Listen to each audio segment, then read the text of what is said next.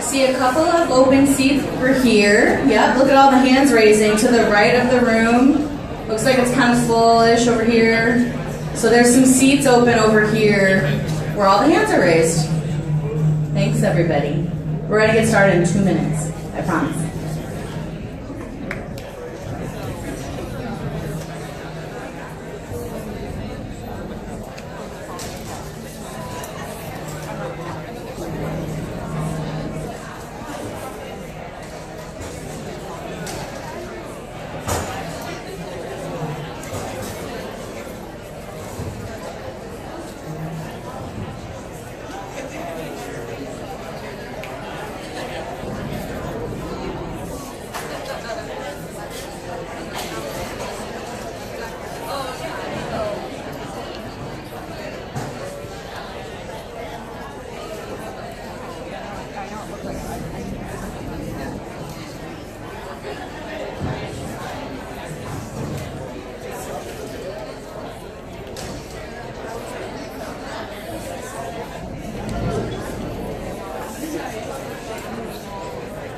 All right, we're going to get started. So take your seats. A couple of ground rules.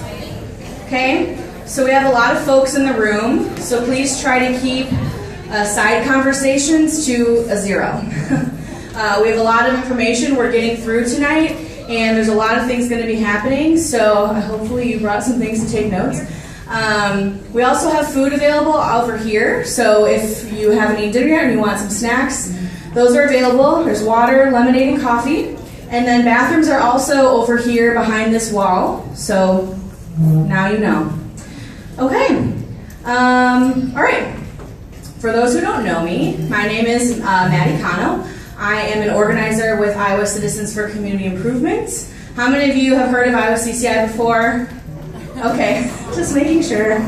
Making sure. And for those who haven't raised your hands, I'm going to let you know who we are. So we are a statewide organization that believes in grassroots people power. We believe in putting people before profits and communities before corporations, which is great. Yes, woo. I am the Immigrant Rights and Worker Justice organizer at CCI. I've been there for about 4 years. It'll be 4 years next month.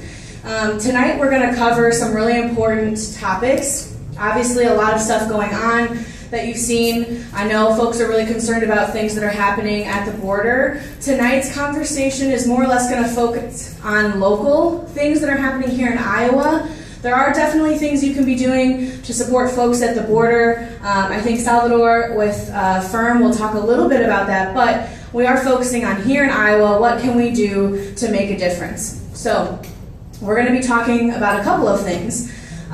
Some things like SF481, we'll go over that a little bit. We're going to go over some strategies on how to keep families together in Iowa, how to create deportation defense campaigns, the importance of knowing your rights, and thinking further about some strategies that we can push at the city and county level to ensure that our police are working with communities, not against communities, right? All right. So this is your first homework assignment. We always like to see who's in the room, so I'm kind of do a little popcorn. I want to see who's in the room, get a feel for why you're here, why you decided to come to this meeting, why you care about immigrants. So I'd like to just do a little popcorn. We'll start with volunteer. Give me your name, where you're from, and why you're here. Any volunteers? Speak loudly. With food in your mouth. Austin, I'm here because everyone's an immigrant from somewhere. That's right. That's right. Okay, next. Who else? Yes, thank you. I'm Jacob Wang from Pleasant Hill, and I'm here to pretty much educate myself. Wonderful, to educate yourself. That's great. Who else? Yes, speak loudly, please. Mary Gilby, I teach at East Middle School here in Des Moines, and I'm here because 3 of my students that I know of have parents picked up by ISIS. Yes. And that's a lot of things. We're going to talk about that with schools as well. It's really, really important. Thank you for that. Who else? Who else is in the room? I'm going to start picking on you. Okay, I'm going to start picking on people. My name's Steve Toothman. I'm from Des Moines. And the reason I'm here tonight is this is one more bulwark against the growing fascism that's going on in this country. That's right. That's right. Who else? I'm from Des Moines. I'm here because no person is illegal. That's right. That's right. Yes. Oh, go ahead. Ladies first. I'm Mary Ann Coke, and I'm here because the treatment that migrants are getting is inhumane, and I'm against being inhumane. That's right. All right, sir, we'll let you go. David Brown, and I work with LSI, and some of the people in our classes, English classes, are from Nepal, and that's a temporary protected status. It's Right. not going to affect the people, Nepali people in Des Moines. Yep. And for those who don't know, President Trump has been revoking TPS, temporary protective status. Nepal has not been revoked yet, but it could be next. So again, we got to fight for those folks too. You're right. Anyone else? Yeah, go ahead.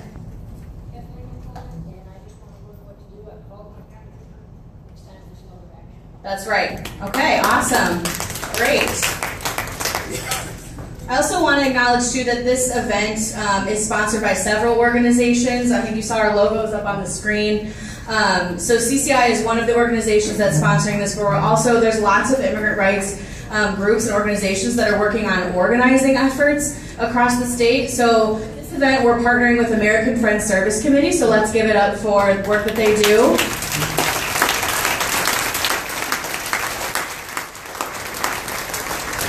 Last night we were in Iowa City. For those who are not on Facebook, it was a packed house. People were sitting and lying on the floor. The room was stuffed, and people stayed for over 2 hours to talk and hear about this stuff. We partnered with the Center for Worker Justice in Iowa City and the Eastern Iowa Community Bond Project. And the night before that, we were up in Marshalltown with the Immigrant Allies of Marshalltown. And another great packed event. So I'm really, really glad to see all of you here. Thank you all for coming.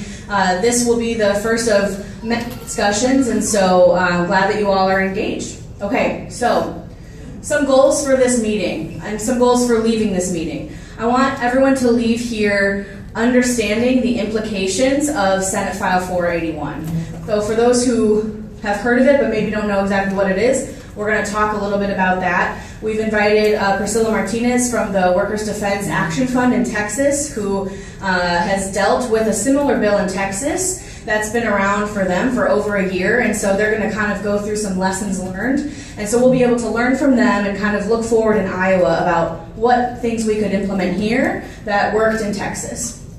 Another thing that we want to do is we want to be able to create community response teams to help prevent and stop deportations. So for those who have permanent status, citizenship, that is a privilege. And it's about time that we exercise that privilege. And we can do that by monitoring ICE, by outing them for the violent behaviors that they exhibit, and by using our bodies to protect families. So community response teams do that through legal action, advocacy, and family support. And so we're going to talk a little bit about developing the teams, putting them in place across Iowa, so that way if a raid does happen, that we're able to respond quickly and we're able to stop deportations. And Erica's going to talk a little bit about that and how that worked in Mount Pleasant. We also want to be able to develop new strategies to reduce the harm of SF 481. What do I mean when I say reduce the harm? This is going to hurt a lot of families. It goes into effect next week. Literally in 1 week, this will go into effect. This will be law. It will force police to act as ICE agents, and it will prevent local entities, cities, counties, public officials from supporting immigrants, and that's really dangerous. So we want to be able to work within this law, try to incorporate Know Your Rights within the law, and make sure that folks are protected. So it's going to take a lot of innovative thinking to do this. The last thing we want to do, and the most important thing we want to do, is build our grassroots army. And I think we have a pretty good start in this room.